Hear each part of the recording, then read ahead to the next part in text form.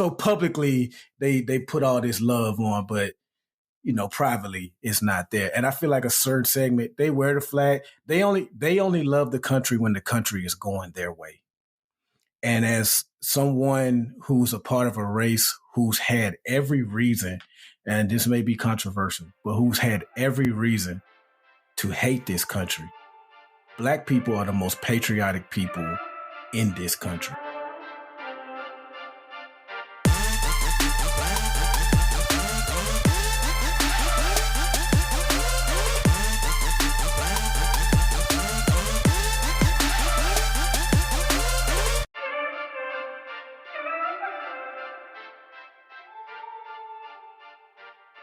What up is your boy Ferg, join my co-host Buff and Razi. You listening to Three Brothers No Sense, your favorite barbershop style podcast, where when we get the questions, that's when you get the questions. So, fellas, what it do? What up, y'all? It has been a lot. I don't know where to start. It feels like it's only been a week and everything happened. So I will try to run this down really, really quick. The Biden-Harris, they like to call themselves the Biden-Harris administration now, but the Biden-Harris administration has actually started to move to ban medical debt from your credit report. That might not sound like a big deal, but it's huge for a lot of people because it could raise credit scores by a minimum of 20 points, if not more than that, for a lot of people, because they say that, medical debt is not something that it doesn't prove your credit worthiness at all, right? You get sick, you get this huge hospital bill, you can't pay it because you just can't pay it. And somehow that proves that you can't pay your bills or things that you actually go and apply for. So I'm all on board for that. I am excited that they'll be able to do that. So hopefully it does pass. It's probably going to get challenged, especially by the Republicans when they get in office. And so it'll probably go to the Supreme Court. And knowing what the Supreme Court likes to do, then we probably won't actually see it happen. But it's kind of cool that they're thinking outside the box and they're moving to that. So we'll see. The CFPB, Consumer Protection Bureau, or Consumer Protection Finance Bureau, I think is what the Consumer Finance Protection Bureau. That's it. CFPB, Consumer Finance Protection Bureau. So they, I can't get it. It's one of those. But they say they're taking it up and they are actually going to present it and put the rule in place. So we'll say it'll get challenged, but that's huge. Donald Trump got sentenced, didn't do anything at all, but he is a sentenced felon. He is a felon. He can't vote in certain states. He can't own a gun. Certain things that felons can't do. Does it really do anything? Not really. So just wanted to throw that out there. For the folks that's out there that like to look through their spouse's phones, just know that that is considered illegal now. And so they can actually press charges on you and you can get arrested if you look through your spouse's phone.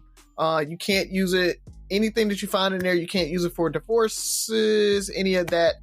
So just know that is a new law that's on the books. So it makes sense. Is that nationally or in certain states? It's in certain states right now, but they're saying that they're going to use that as a precedent for any state. So anybody, you get caught snooping, and you try to use that in a divorce, they're going to have that precedent to say, hey, they were illegally in my stuff. That shouldn't be admissible. You shouldn't be able to use that in whatever divorce findings. So I think that's it's cool not going to do anything. Because if you're with somebody that you think you got to snoop through their phone, you probably may not shitty. Well, you have people who just have. Well, it's two-sided because you have people who just don't trust people, right? You have people who just, for whatever reason, because they were burnt in the past, and I'm not condoning it. I'm just saying they need to be single. You need to be single because that person, you don't trust that person, or you need to be single because you have trust issues. Yeah. Like, but the thing about it is you probably don't need to be. Oh, I was just going to say, yeah, you don't need to be in it. But I think that rule really isn't for the normal people out there. What did Buff say? It's for the 100% kings out there. You got to think those folks are prenups that, hey, if I'm found cheating, you get this amount. And if I'm not, then you get this amount in the prenup. That's really where it's going to be a big deal for some of these folks. You caught me cheating by snooping through my cell phone, then that's not admissible. You can't use that because it was illegal. So that makes sense. I get it. It's going to. Yeah, I was talking about morally and all that, but I get it because that for somebody else, like for the government or law enforcement to go through their phone, like they need a warrant, like they need all this, you just can't to do a wiretap, phone tap to go through somebody's stuff. There was a whole show about something similar to this, right? Called The Wire, by the way, where to gain access to somebody's personal information, especially if it has a security code or something like that, then just because we're together doesn't mean you have the right to go through it. Right. Because people have gotten off of cases because they've been able to get information that they did not have privy to. Like, did you have a warrant for that?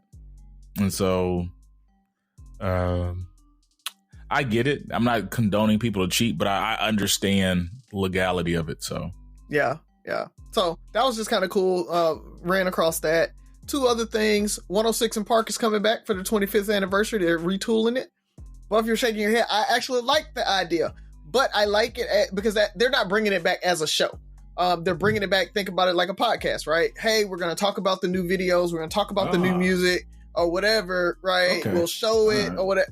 I think it'll be a cool YouTube podcast or YouTube type of show called 106 in Park. It's huge. I mean, I think that's going to be something that a lot of kids, they can take it in bites, right? You can snip it up and say, hey, here's us introducing the new.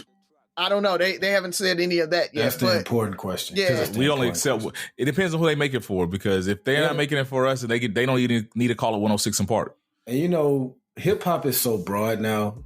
I don't know how they're going to do it, but they need to have a host that's around our generation, and they need to have somebody with the younger generation, so we can kind of debate this new music that's coming out while still talking about past music and stuff. Well, we know who we want. Yeah, for sure. AJ and Free, baby. Bring them back. Yeah. Well, mostly free. Yeah, mostly free. I was like, AJ's cool. AJ, I mean, if he ain't got nothing else to do, that's cool. So, and finally, I just wanted to segue to Byron on this. I don't know if you've seen the movie Carry On. I put it in the chat. It's basically about a TSA rep, having to stop it. I won't call it a Christmas movie, but it does happen on Christmas. We're not going to debate that. But Christmas had nothing really to do with the plot. So I won't say it's a Christmas movie, but it did happen around Christmas. And it's about a TSA agent trying to stop some terrorists and that type of stuff. So I thought it'd be cool to take you back to your TSA days or whatever. So, you should check it out. It's actually really, really good, though. So for the listeners out there, it's really good. So check that out if you just want kind of a semi-action, think about Die Hard. It's Die Hard for a new generation.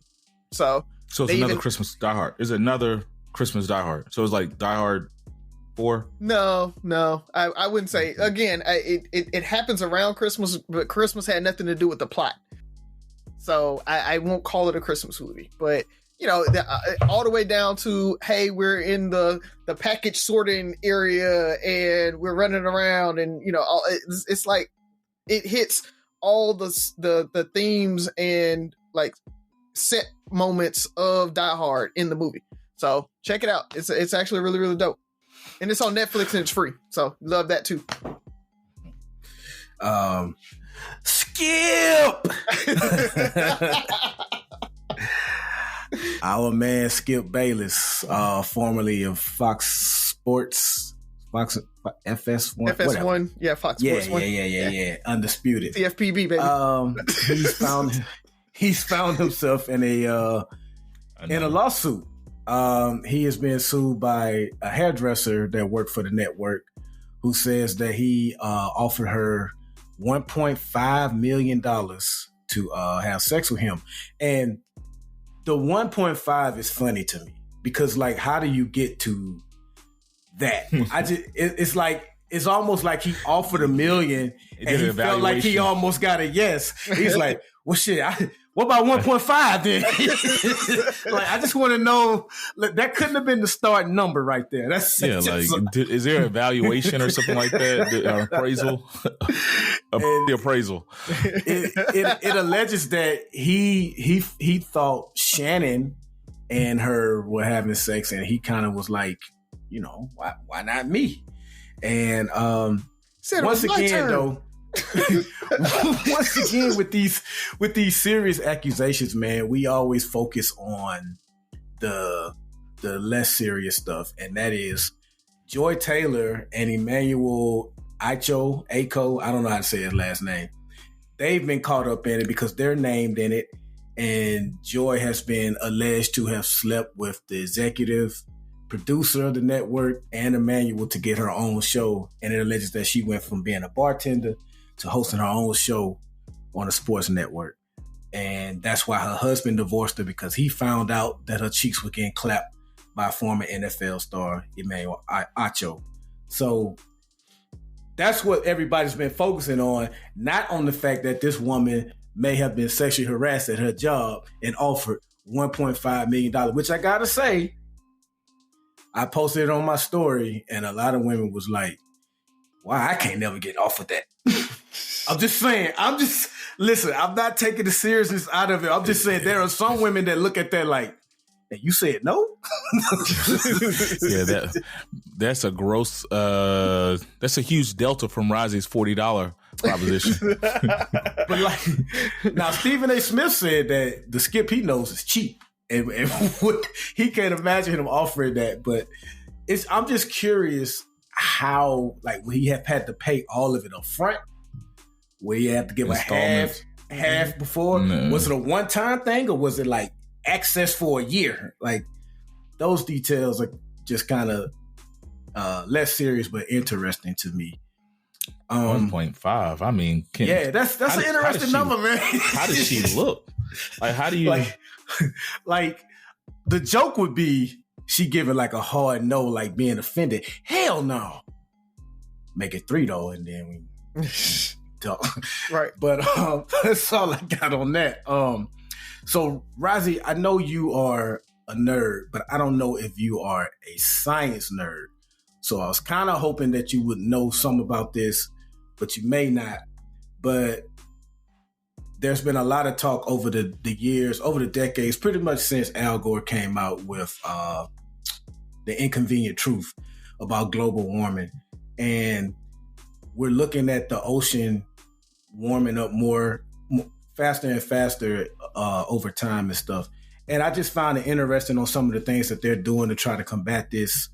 They got what we call ocean alkalinity enhancement, where scientists are putting these rock minerals in the ocean that can absorb the carbon dioxide, the CO2, and try to take some of it out of our atmosphere. But we keep putting so much in the atmosphere that it's not keeping up. So they're going to have to find ways to speed up the process even more. On top of the fact that our pharmaceuticals that we take are washing off of us.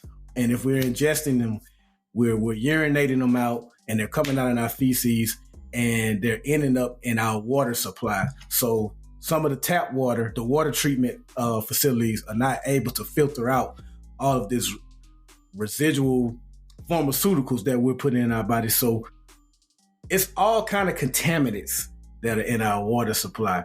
And I don't have any question behind it. I just thought that was interesting as well as worrisome. And I just wanted to know if you knew anything about it and about our efforts to combat this portion of global warming with our warming with our waters and stuff.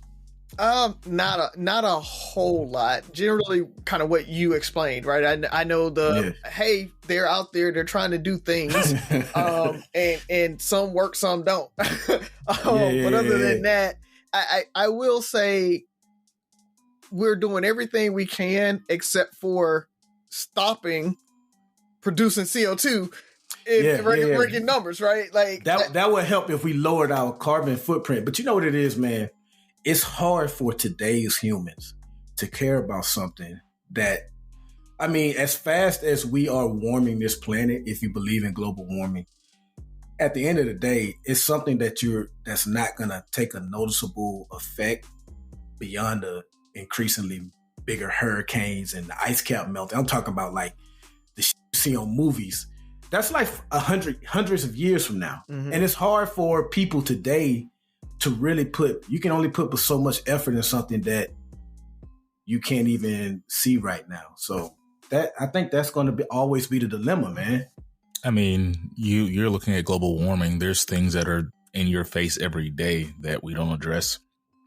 Homelessness, racism, poverty, all these things. So global warming is on the list of things that impact the average person, is way down that list. I mean, I don't even think the average person recycles, right? Right. But there's more people who recycle, and it's like they check the box that I've done my duty. Right. And then if you do your research on recycling, that's a whole nother. Yeah. It uses so much energy. Yeah. To recycle. Does Texas test for emissions from your vehicle? Yeah. So they're about to stop this year. This is the last year you have to get a state inspection. Well, last year was last year. So 2025, from my understanding, there's state inspections are no longer required in the state of Texas. So collectively as a world, we're not even on the same page. And hell, even in this country, because I know Alabama, as far as I know, they don't check for emissions. So Virginia does, Maryland does, but Maryland only does when you first buy your car, I believe. And then that's it. Annually here. So what you fail to mention, like you're jumping ahead, like not on the same page. The same page is acknowledging it, right? If you believe in climate, that's true. It's like saying if you believe in racism, it's the fact that there's so many things that if it doesn't directly affect us, we kick the can down the road. We are very narrow-minded and have a narrow vision on what's going on and what affects us. And we're probably culprits of that. Like I take longer showers than I need, right? Like it's do we do what we need to do? Do you get in the shower, turn the water on? Because that's how you turn the water on, get wet, turn the water off, lather up, wash yourself, turn the water back on, rinse off and get out. Is that your daily shower? No. So brush your teeth, all this stuff. You turn the water on every time and all, you just let the water run. I walked away from the sink and like, oh crap! I was gonna say, I let the water run and wait till it get to the right temperature. So it's all those things. Oh, that's terrible. But yeah, man, our kids are a little better. I feel like our kids are more aware. So our kids are the hope for the future. They care about recycling more. They do until they become 25, 30-year-old. Yeah, exactly. I was thinking that too. We talked about it, right? You get more conservative as you get older, naturally. And I think it's you have to start prioritizing your time and attention and what you want to spend, your efforts on. And truthfully, controlling climate change is not one of those things on most people's list. Well, we need to bring back Captain Planet. We need Captain Planet, man. Yeah, but I think awareness will increase with them. Just like take it away from that, like mental health. Our parents' generation versus our generation are more aware of mental health. We have people. A lot of us have kids who are seeing therapists and counselors more so now than they did when we, were their age. So it's not where it needs to be, but I'm hoping for once again, I talked about the other day, progress, just for us to all of a sudden be socially aware and everybody starts being Planeteers, probably not going to happen. If you do care about global warming, look at the effect mining for your Bitcoins and your cryptocurrency, the effect that it has young people, because I know a lot of young people are into cryptocurrency. But if you also care about the environment, it's pretty bad for the environment. But that's all I got, man. That was my little nerd nugget. Speaking of global warming, we'll talk about your upcoming president and his attempt to purchase Greenland. One of the many people have, you guys aware of that, right? Yeah. You know, Trump he said it. I don't know, how realistic it is, but this is the first time somebody's mentioned that, but he's really thinking about it, and it sounds crazy, but there's some people that says it makes sense. One of the things is because of global warming, the fact that the shipping seasons are becoming longer because it's not freezing over as much. So there's a huge financial opportunity with shipping. That's what these oil pipelines, and that they can increase shipping through there. And so having a port or having access to Greenland will definitely increase opportunity for financial gains. Also, military, strategy. Greenland will be closer to things like Russia and other places that could be Europe that could be a potential attack on us. So there's that. And just because he's Trump, I don't know if it's real. I saw it on X, so I doubt it's real, but Greenland saying they're not saying no. Mm-hmm. It's like, and I hate to say it, it's like Space Force, if you really think about it, right? It was in theory, it sounded dumb, but when you really get down in it, there are some benefits if we did it, right? Like it made sense to have Space Force. Now, did it make sense to have it as a separate unit or under the Air Force, just like the Marines are under the Navy type thing, which I think is what they said, how they set it up anyway. Right, they don't have their own budget. They're under the Air Force, but they're just separate, like the Marines are under the Navy. It's that okay? To your point, for militarily, we get another base. We're starting to pull out of Germany now, and close a lot of the bases in Germany. So we do need kind of an entryway into Europe that's easier to get into. Greenland has that benefit there. It is a lot of land. So when you talk about opening it up for drilling and exports and what's under there, and I'm sure there's some fossil fuels under there and that type of thing. There's opportunities there. Now, that's another thing. Because of global warming, they're gaining more access to some of these potential minerals and things that can be, once again, another business opportunity outside of just shipping. I forgot about that. Thank you, Razi. Yeah. So, I mean, to your point, there are some benefits. It could make sense. Do we want another territory? Because that's what it would be, right? We buy them, they become a territory, and then you start fighting over, are we going to make them a state before Puerto Rico? Like that would be the weird thing, is does Greenland become a state before Puerto Rico does? And he's even talking about Canada. That's not going to happen. But it could happen, and it might happen under him. I mean, he has the House, he has the he has full Congress, and he has the White House, and he has the judiciary. So there's nothing really there to stop him if he wants to do it. It's just finding the money, which they don't care about going into budget deficits when it's a Republican administration. So that won't be a problem. There's nothing to stop him. It could definitely happen. Yeah. And it's only 56,000 people over there. So, I mean, it's not like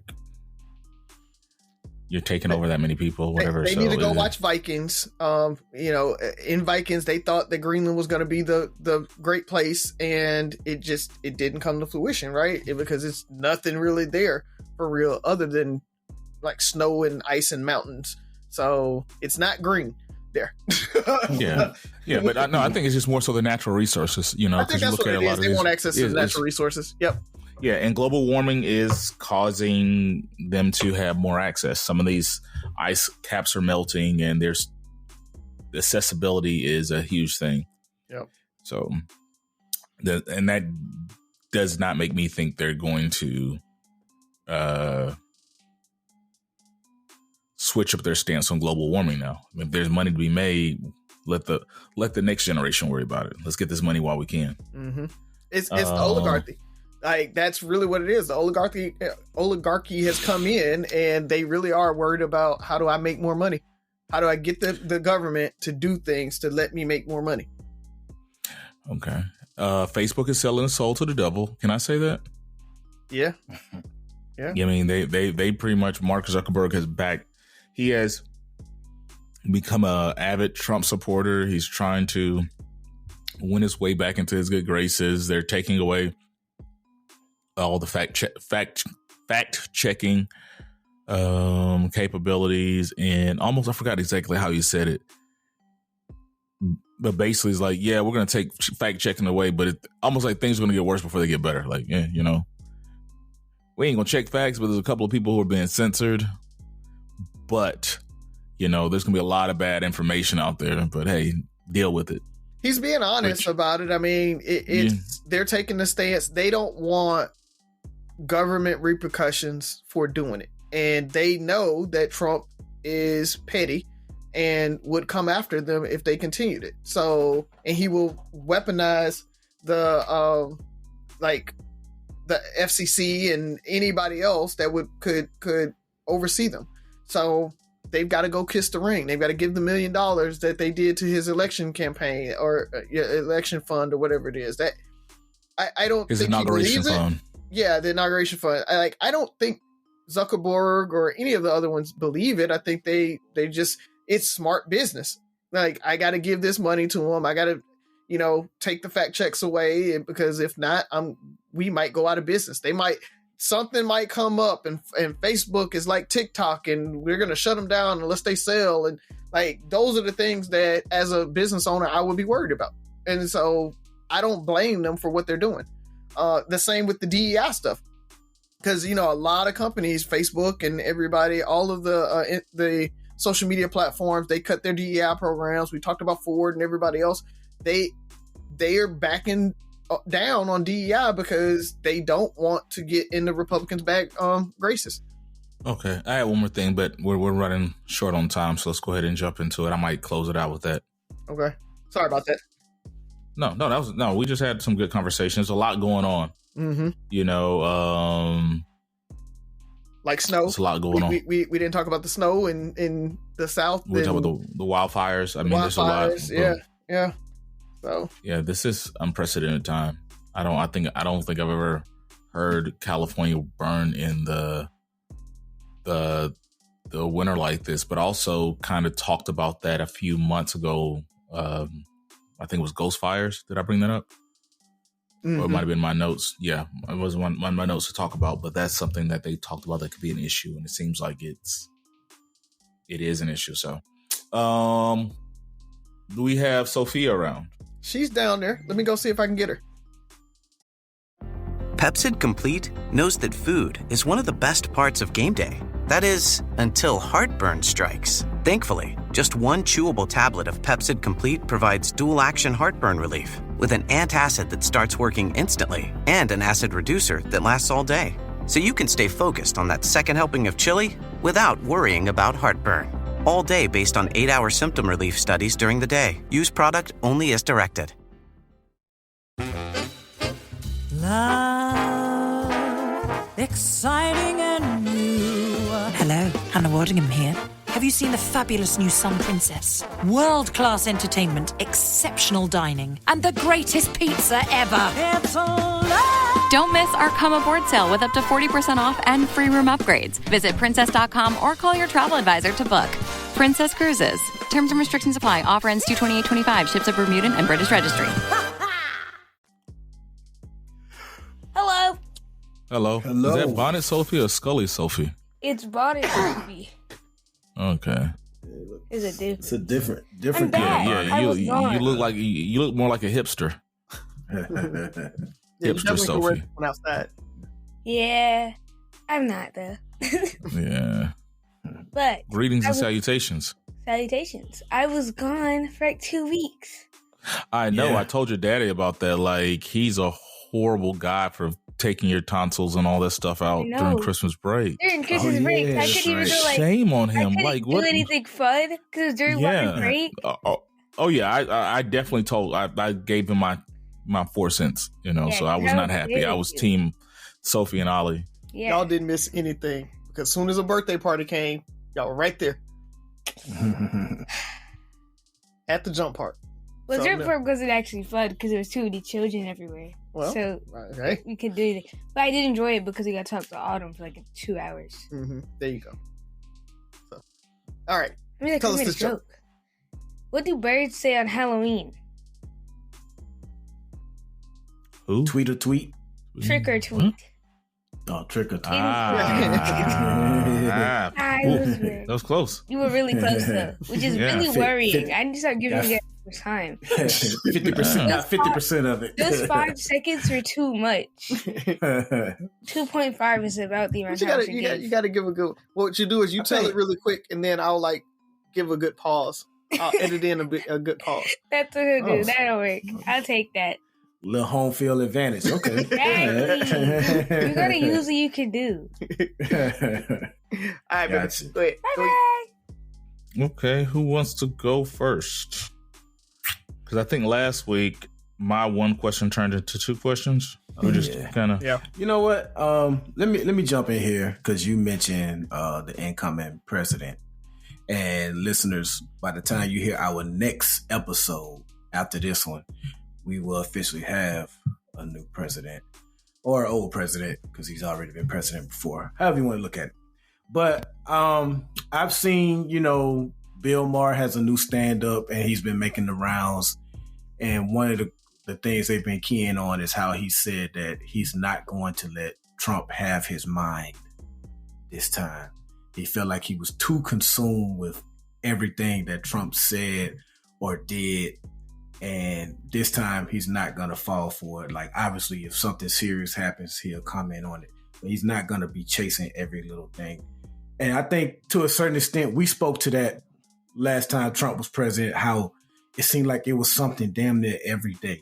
So I just want to know, with him becoming president, this probably could be a short question depending on how it goes, but I just want to know how you guys plan on handling this second dose of Trump. Are you going to be following every crazy thing he says, like naming the Gulf of Mexico, the Gulf of America, or taking back the Panama Canal? You already said buying Greenland, this whole deportation thing he's trying to do. Are you going to be, on him with everything he's doing? Are you going to be open-minded to his administration? Are you going to be like, this is a clean slate? I'm going to give him the benefit of the doubt and see exactly what he does versus what he says. How do you plan on handling a second Trump administration?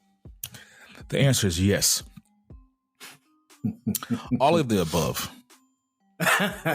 I'm being unbothered. Clean slate is a stretch. It's not that a clean slate. I'm just going to be more aware and less emotionally attached, right? Kind of maybe the Facebook approach, right? It's why fight this? There's nothing I can do about this. I'm going to follow and figure out what moves I need to make or my family or my circle need to make to take advantage of anything, that might come from it, right? It's why fight it? Why sit there and get mad? Nothing's going to change. The U.S. has showed me who they are. And there's money to be made. Who knows? Might be buying properties in Greenland. I don't know what it is going to be, but if there's an opportunity for me to take advantage, as long as it doesn't as long as it's not immoral for me, or I think I have a pretty high moral compass, then I'm okay. It's better than an alternative, which is just sitting there getting upset about everything and not being able to change anything. So maybe call me what you will. No, it makes sense. I mean, we know the storyline, right? To your point, Buff, there's going to be all kind of crazy, ridiculous, outlandish things that he says, but then there's going to be things that he does, right? There's going to be, hey, he's going to sign some executive actions. He's going to push Congress to do some things. And we need to be aware of that. We need to know what the plans are. So you can't ignore them. You can't ignore what he says, because even those outlandish things that he says, that's going to take up time in Congress. It's going to take up time in where lawmakers can't do anything of substance because they're talking about this and investigating these people and, you know, all the things that they have to do to appease him and his agenda means that they can't actually action anything. So I'm going to be tracking. I'm going to hear what he says. I'm going to take it for a grain of salt, though, because like you say, he does say all these outlandish things, but I am going to be watching what actions he's actually taking, right? Like, I don't care really what he says as much as, okay, is there an actual executive action that's coming out of this, right? What does that mean? Is he going to, I don't know, he's talked about putting all the gays out or trans people out of the military, right? Is he actually going to do that? If that starts to get movement, I've even seen where somebody said that he wanted to conduct a review board on generals and put a bunch of generals out that didn't align or didn't follow, weren't loyalists. And the scary part about that is exactly what Hitler did when he took power. That was one of the first things that he did, was kind of a loyalty review. And Trump might not kill people or get people killed like Hitler did, but if he can just get them out of the way, right? Remove them from the military leadership positions. Even if he doesn't put them out of the military, he gives them some area that doesn't really matter. Or, you know, you're a 3-star, but I'm going to give you this command that doesn't matter. And I can get another 3-star in place that can do what I want them to do with whatever command you want or that you have. Those are the things that I'm going to be watching for, because they're scary. They're super duper scary. And then we talk about just the legislation and everything that he wants to pass, the bills.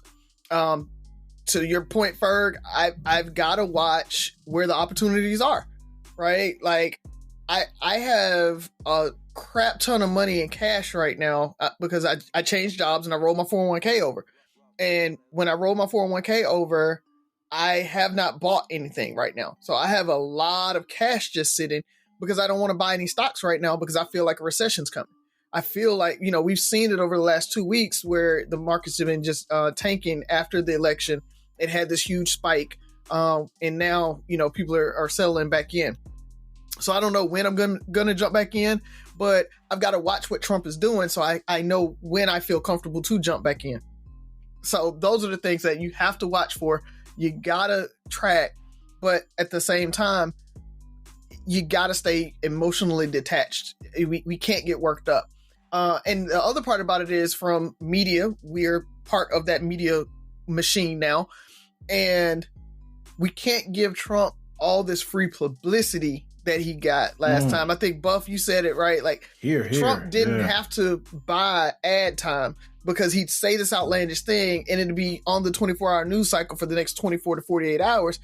He's getting constant play about that. And he doesn't. People think he just says this stuff wildly. He says what he hears on these 4chan sites and things like that. He is saying things that actually appeal to a certain base.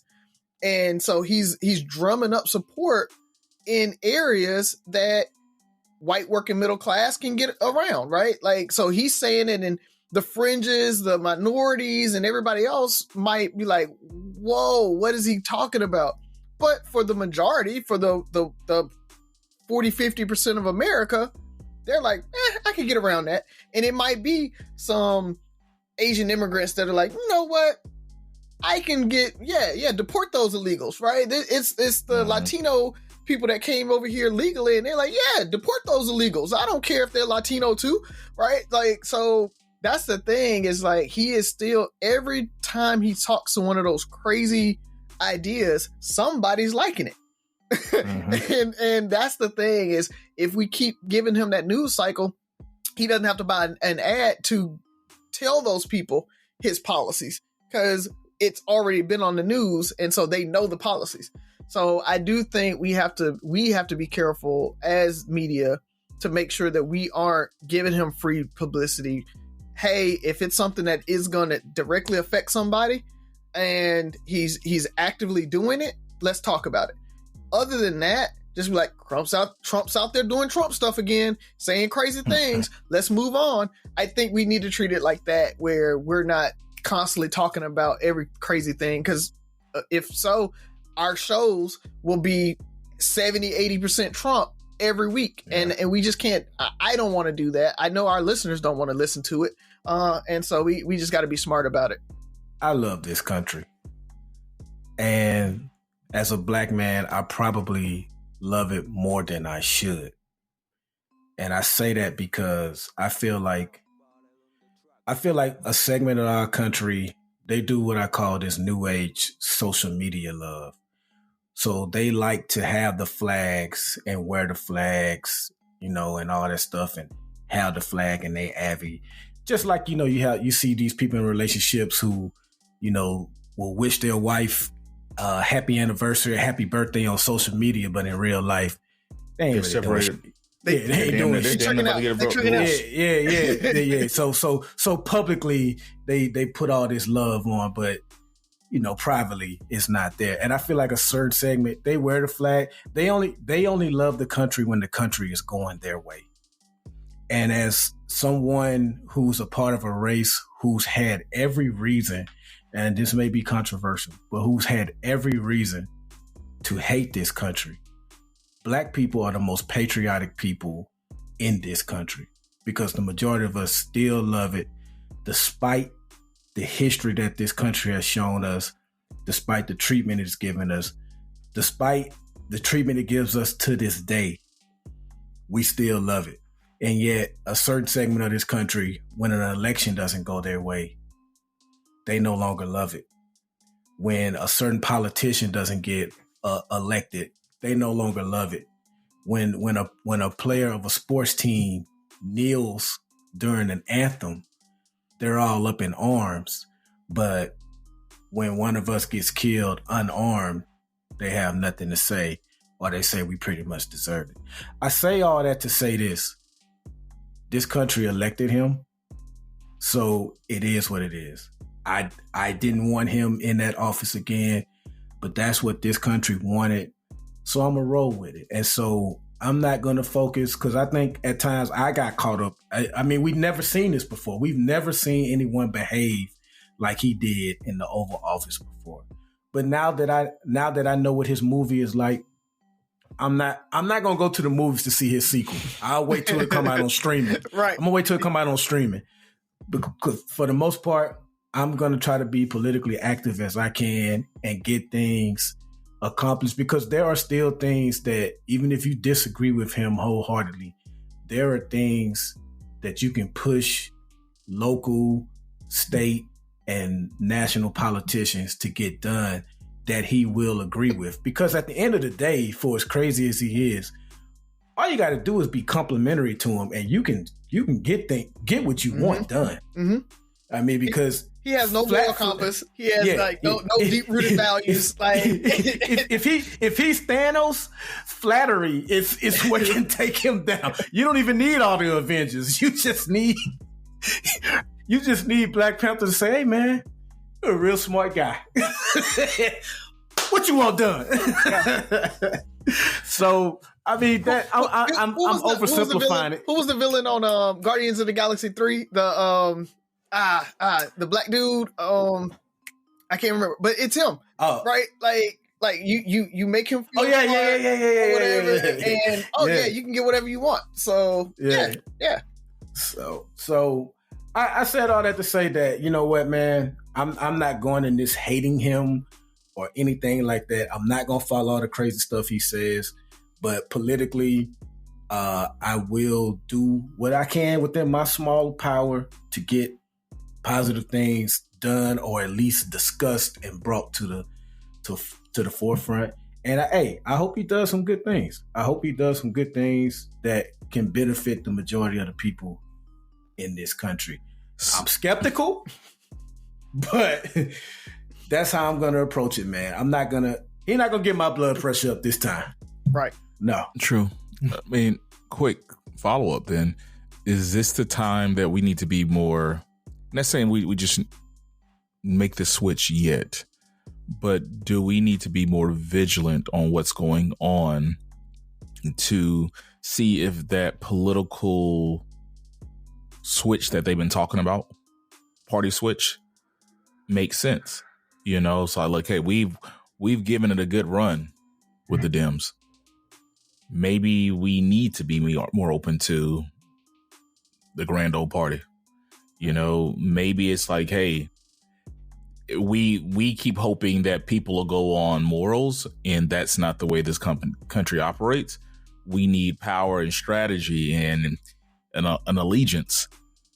And if we can align ourselves with the people who are going to, it's never going to be perfect, but that's going to do the most, that's open to doing the most for us, just based off the fact that allegiance, and they're not scared to piss people off.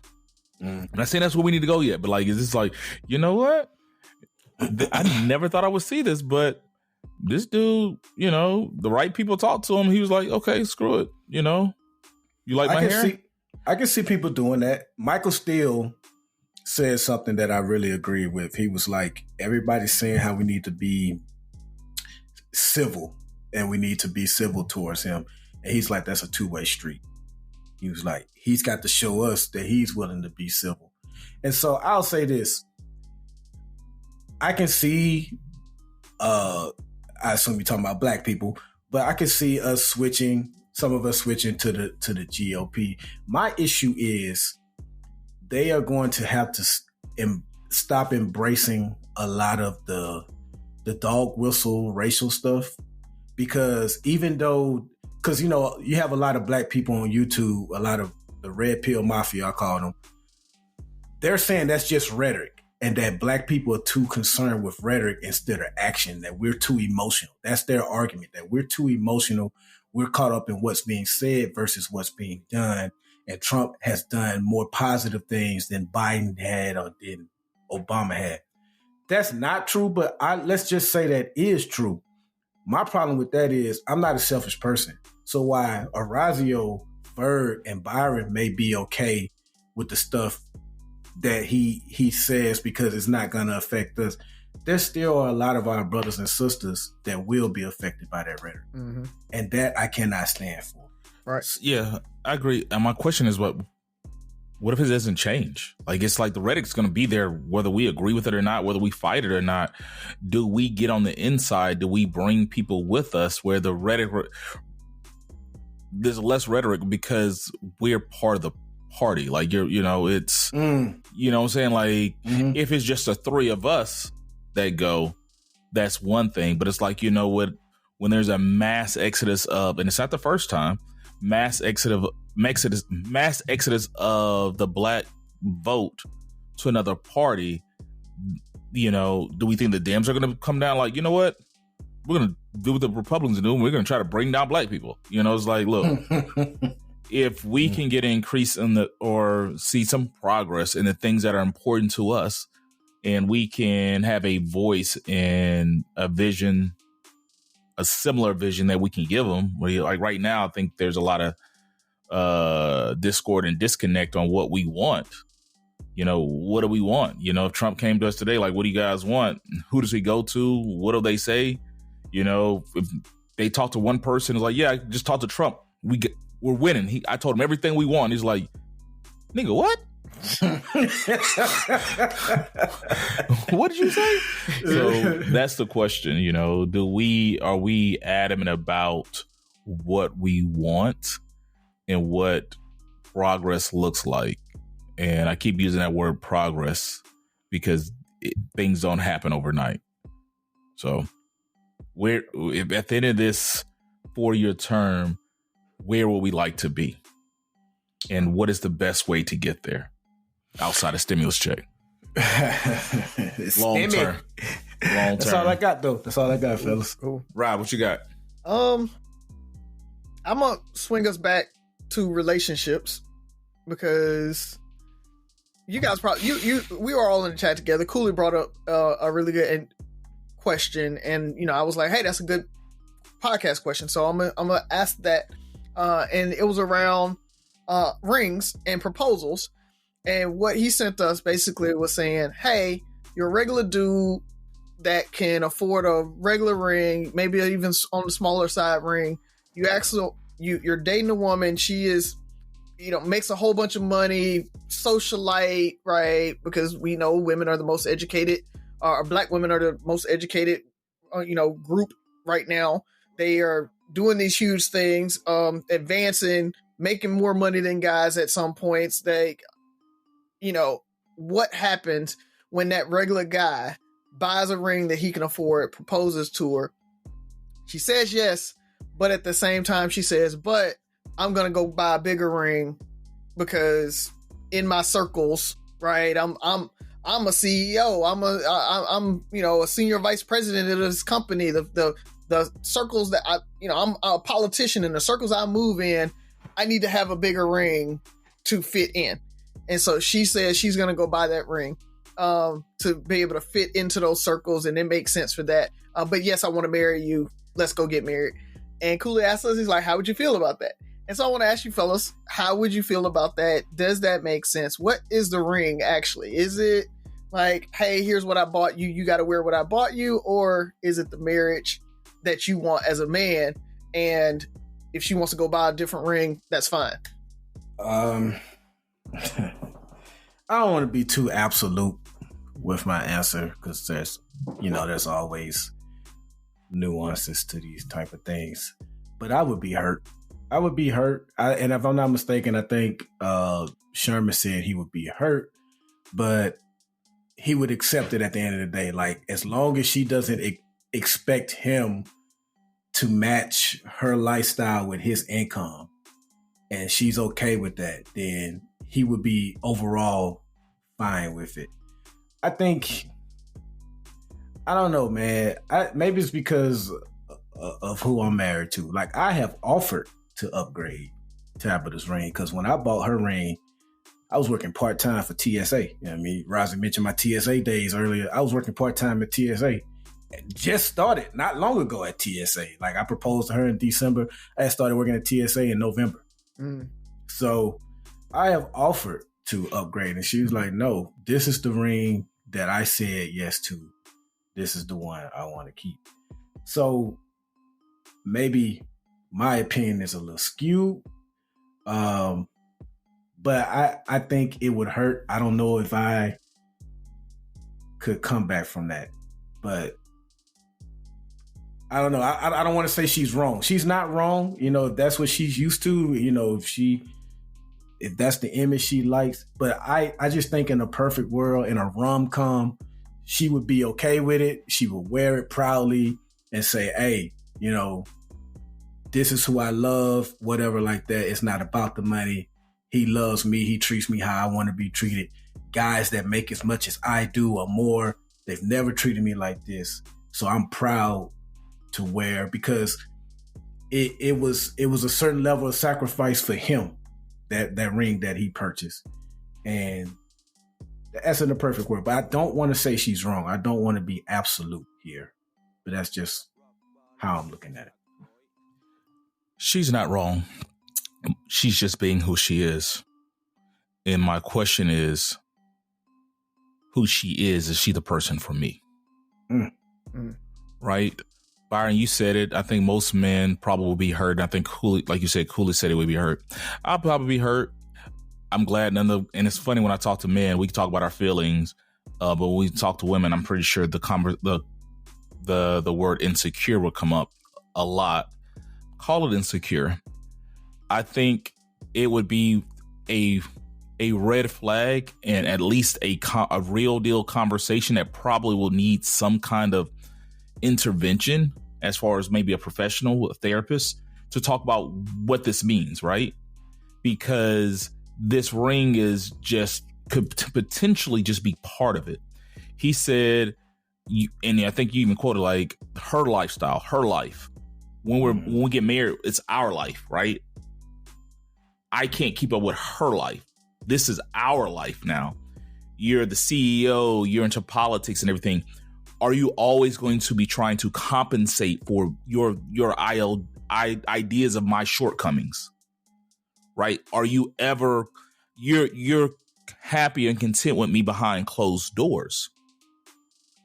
But in reality, it's like messing with the fat chick, like she's cool and everything behind closed doors, but you don't bring her out in public. You don't want the ring out in public. You don't want to talk. When we're at a political event, do you want me talking? Like, am I embarrassing? What do you do? Oh, he's a teacher. Like he really loves the kids. Like you're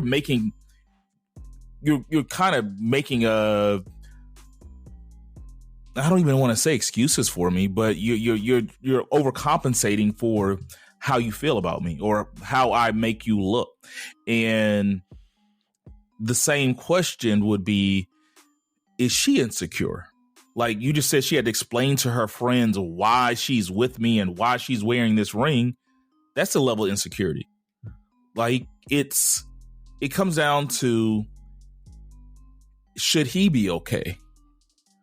What if he came with like, hey, if you can't accept my ring, then you can't accept me. What is she going to do? We asked, what is he going to do? What is she going to do? Is she willing to jeopardize this relationship, this marriage, because he loved her enough to propose? She, under normal circumstances, if the ring was right, would accept. Can you accept me for me? Am I saying that he's just like, oh no, you have to wear my ring and my ring only? I'm not saying there's a right or wrong. I think you need to dig deeper and understand, because I feel, and we're talking about love and all this stuff. I'm a firm believer. There's a lot of people who are divorced that loved each other, but there was a lot of signs that said we weren't equally yoked. We weren't compatible. You're more worried about societal norms and expectations than I am. And maybe I am, but I can never give you those. I can never meet your expectations. I was reading somewhere that the number one reason people get divorced is unmet, unrealistic expectations, financially, sexually, all those things. You have this idea of what a wife should be, and she should, this perfect wife with mother and kids and cooking 3 meals a day and working and going half on the bills and stuff. This might be an unrealistic expectation in your household, and vice versa with women. This seems like an unrealistic expectation that's going to set yourself up for failure. And if you move forward, you probably this is not a decision, because you can play cool, like, you know what, it is what it is. But I see this being problematic later on, because a lot of times we see things, we see it, and well, she loves me and she just comes for money and all that stuff. It could be problematic. It's things as simple as, sometimes somebody coming from a one-parent household and somebody who was married come from a married household, and their expectations of family and family events and functions and raising the kids are completely different because of there were signs that they might not be compatible. I'm not saying that he needed to marry a broke chick or she needed to marry a rich nigga. I'm like, hey, y'all need to talk about this and be realistic about this, and probably realistic in a safe environment where somebody can navigate this for you. I'm just thinking down the line, hypothetically, the awkwardness, like, you with your family. Damn, nephew, you got her a fat rock, man. I ain't about it. I ain't about it. And wouldn't that discourage you from ever buying her a gift in the future? Why would you? Because she can buy everything her own. Exactly. Mm-hmm. Like you put your heart and thought into the gesture of spending the rest of your life together. That wasn't even good enough for her. What the hell are you gonna get her for Christmas? For most men that are married men, that wedding ring is their first initial. I hate when I do that. Is their initial sacrifice, right? That is the beginning of this sacrifice that you as a husband is willing to make for your wife and your family.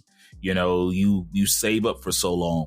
You kind of even mentioned, Byron, that, that guy, like how he had to get there. That guy that can probably afford that bigger ring. I'm not saying he did, because I know guys that have bought really nice rings and had to save up. But, if I can just go, oh, let me go buy this $10,000 ring, $15,000 ring, and it doesn't hurt you. And I'm saying It should hurt you, but it doesn't hurt you at all. Then does it mean as much as that $1,200 ring that Byron bought, right? Does it, because that $1,200, That was checks, right? That was layaway.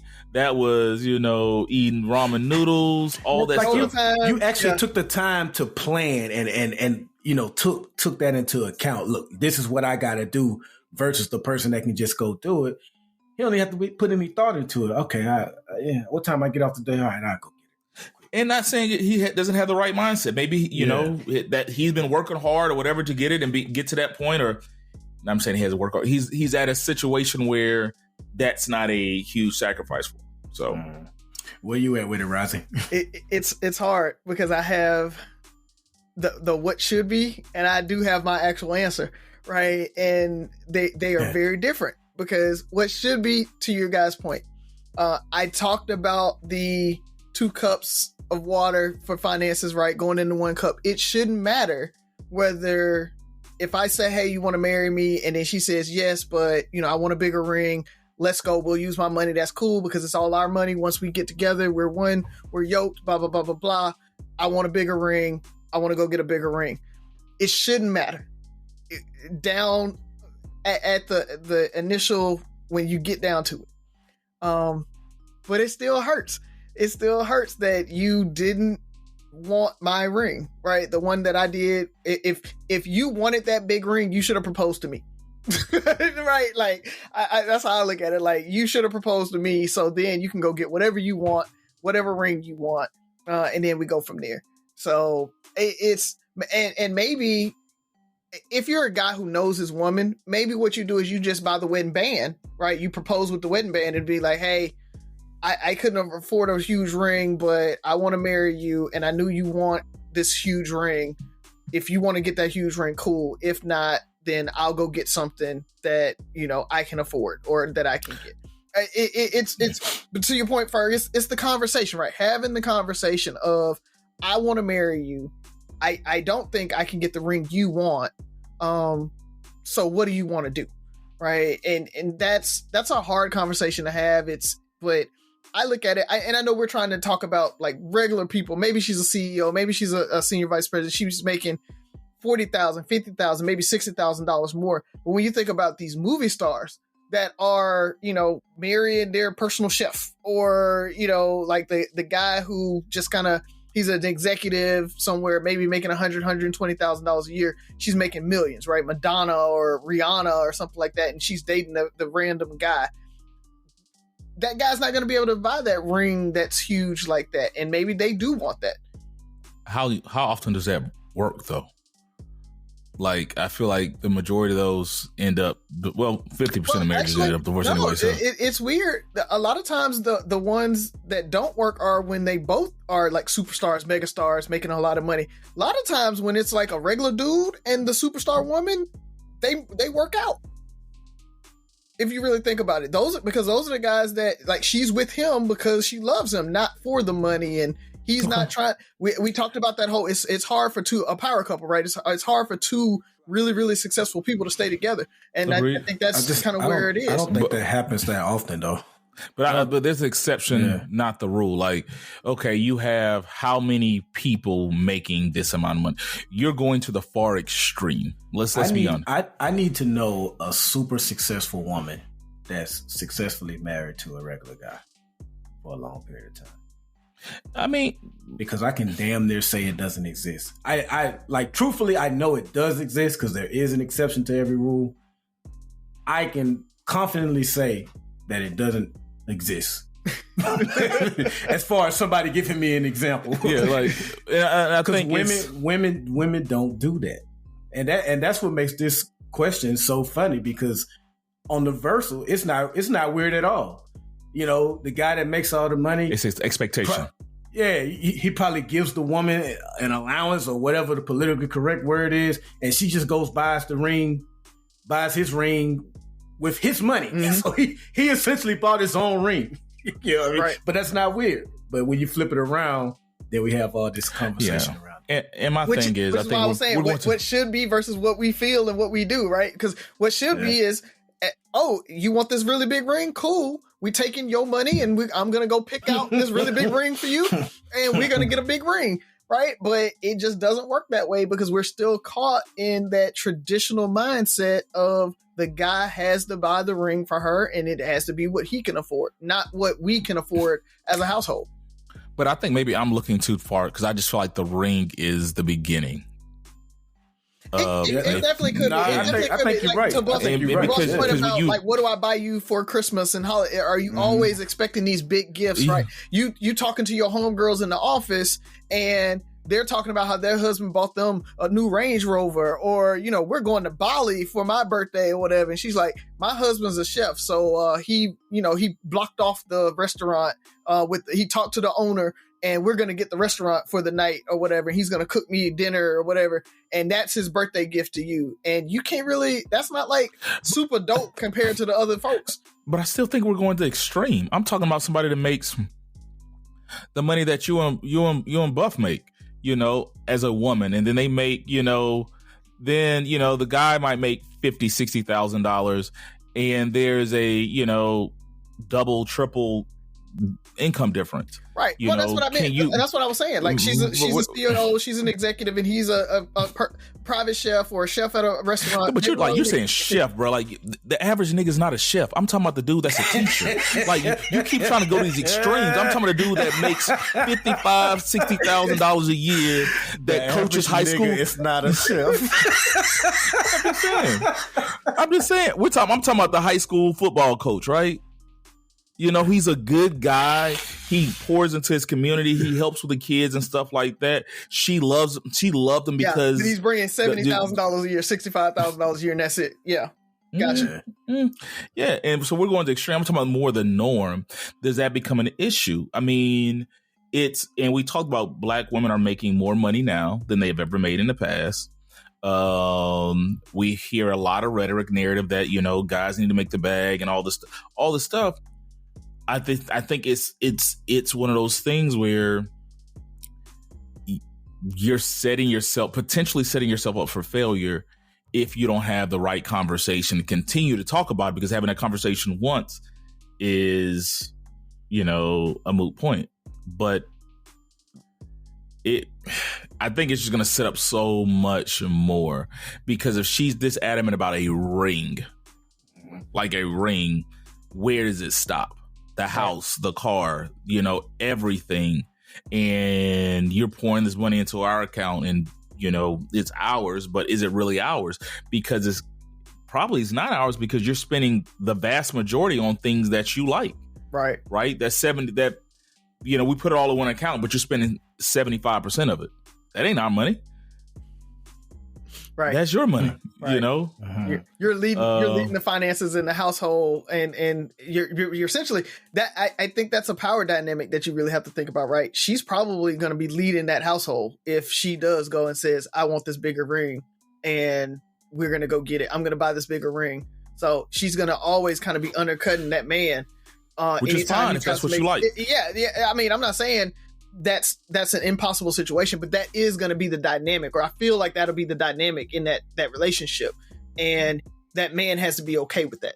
If she did it and he said, I'm going to stay with you, I'm going to keep rolling with you if you say you want it, because Buff, to your point, I said I was never upgrading a ring, right? It's like, here's what I got you, here's what I could afford, or here's what I got you when we got married. That is the memory of the ring is a huge thing.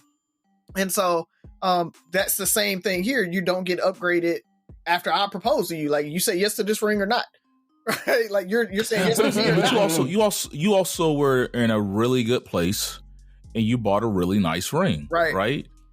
I'm similar to Buff, where I offered to upgrade Z's ring. She loves her ring. She doesn't want to change it. She says that now, but you know, as we continue to make more money, she might, you know, who knows? Mm-hmm. But I've offered, but at that point in time, I knew it took a lot. I knew for me what buying that ring symbolized. So we'll wrap it up. But I do want to say, for any of the women that feel like, you know, it's a power trip or ego trip, I would say most men who are going to marriage with the right mindset and be willing to sacrifice, and this is their first symbol of their love and commitment to you, that ring means so much more. And when you tell me that this ring is not enough, because that's essentially what it is.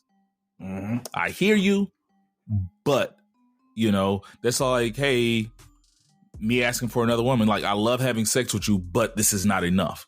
Whatever it is, I have a high sex drive. I've always had, so now, I should be able to have more, because you can't just give, you only got, you only you. So you only can give me what you can give me. And in marriage, we should be able to take that person as who they are to be with us. Like, if that's not enough, then that's all we get, right? They're not your end all be all, but that's all we get, unless you're in this whole, traditional marriage. So I would have been hurt more so because it's like, I'm not good enough for you. And you're then why are you marrying me? Yeah, I agree. So. Yep. This episode is brought to you by Coffee Mate. After watching this season of the HBO's original series, The White Lotus, this is the tropical getaway I needed.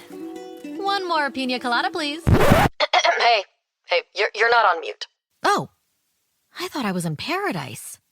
Turns out it was my Coffee Mate. Coffee Mate Pina Colada and Thai iced coffee flavored creamers. Inspired by the newest season of HBO's original series, The White Lotus. For the love of coffee. Try now. More rewards, more savings. With American Express Business Gold, earn up to $395 back in annual statement credits on eligible purchases at select shipping, food delivery, and retail subscription merchants. Enjoy the benefits of membership with the Amex Business Gold Card. Terms apply. Learn more at americanexpress.com/business-gold. Amex Business Gold Card. Built for business by American Express.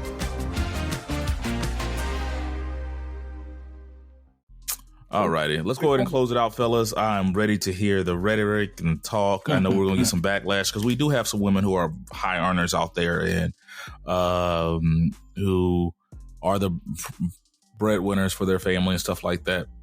And it's not a knock on them. There's one-offs to every situation, but I think they understand their dynamics. That's different. But for the average person, these are the challenges. So, yep.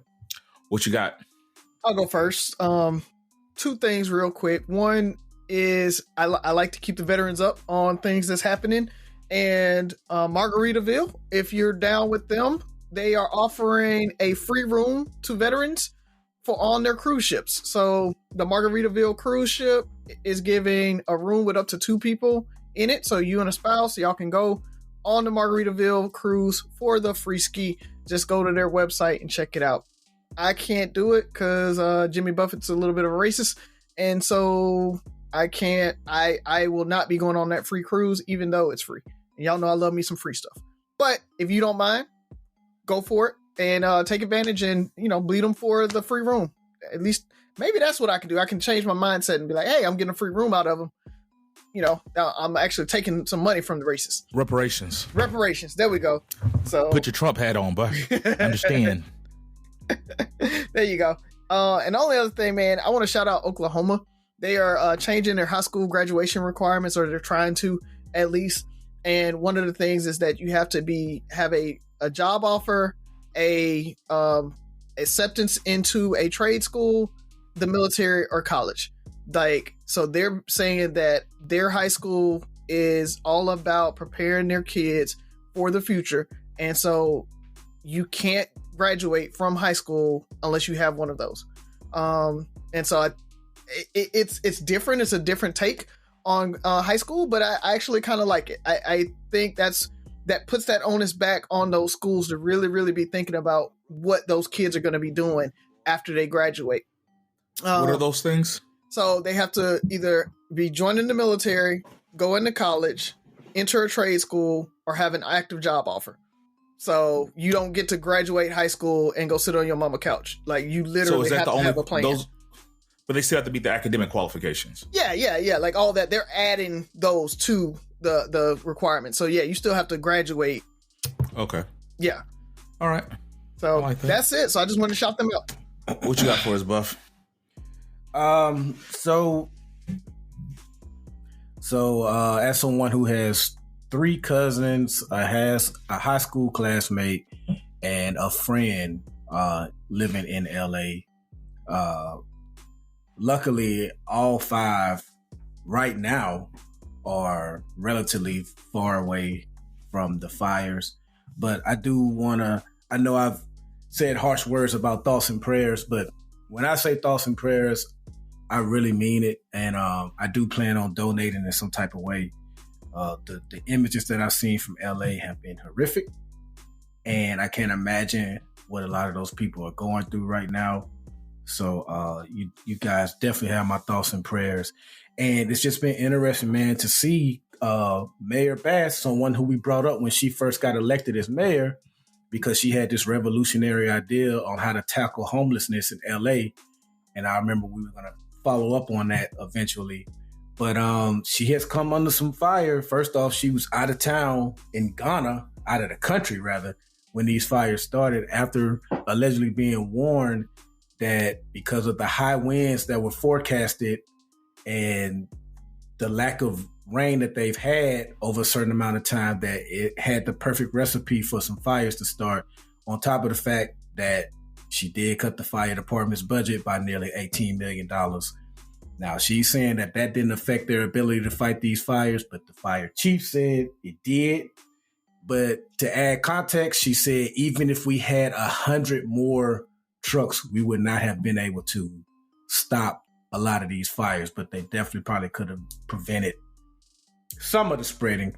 I don't know, but it's always interesting to see leadership and how they handle certain crises. So that's something to pay attention to, because Gavin Newsom, who we also said could potentially run in 2028, he too has come under fire for how this has been handled. So, but enough about the political side of it. Just Huli, Akila, my cousin Jennifer, my cousin Reggie, my cousin Rod, you guys stay safe out there. Please adhere to any warnings that you may get. Other than that, I just want to say, please subscribe. 3 Brothers No Sense. We're on Contentville, courtesy of Inspire You on Air. And we now have it, or they now have it, to where you can listen to past episodes. It used to just be the current episode. You can listen to, 60 days, 2 months worth now, Razi? 2 months worth of past episodes. I know sometimes people get behind on their podcast episodes, so that's pretty cool. And last but not least, I don't mention her that often on here, but my daughter Jasmine has a huge interview for this school that has a very special art program, and it's the real deal. You got to have a portfolio, about 5 different types of art. You got to be professionally dressed. You got to tell them why you want to go there, what you're good at, what you want to get better at, and all of that stuff. And I just want to say, before even knowing the outcome of this interview, whether or not you get in or don't get in, Daddy is proud of you, babe. I am proud of the effort that you've put forth, seeing how you've gotten everything together that they are asking for. And whether you get in or you don't, continue to stick with what you love and what you're great at. And it's just been amazing to see you grow. I always tell this story. I remember the first time she said, I drew something. And I took it as probably most parents do when their kid draws something. And I'm expecting, just this funny looking picture. And she showed us, and I was like, oh, you really meant you drew something. Like, I couldn't believe it. And from there, man, she's gotten better and better. So I wish you the best. I know how bad you want to get in, but win or lose, I am just extremely, extremely proud. With that said, y'all need to let my baby in. But that's all I got. I don't have much. Byron, keep encouraging her. You and Tab, I know you guys are doing your thing. I'm proud of you guys, both of you, the way you invest in your kids. It's always great to see them grow and progress. I'm proud of my kids. They do so much. They shock me all the time. Good grades, just came home. But, it's funny you were talking about that, because my family, everybody in the house is an artist but me. Everybody got sketchbooks for Christmas. You know, Z has several sketchbooks. They were actually, before family movie night, all drawing, and we had to make TJ put his sketch pad up because he was still drawing in the middle, you know, as the movie started. So I get it. You know, sometimes I have to ask, like, did you draw that? Because I remember when you started just a few months ago, and just, of course, 90% of his drawings are Sonic related, but he's really good. And I look at it because I married an artist. That was one of the things I loved about her. And just to see how, I don't know if just seeing her draw, her do her thing has influenced them, or is it just in their genes? But I'm glad, because they didn't get it from me. But love my family. Love you guys. Prayers up for all the people in LA. You know, that these fires, because we make it sound like it's one fire. This is crazy. I've never seen anything like this. So with that being said, be safe out there. Like Byron said, listen to and heed all warnings. Three Brothers No Sense, your local barbershop style podcast. 6 Rules of Podcast. Listen, like, share, subscribe, comment, and most importantly, listen again. Talk to you next week.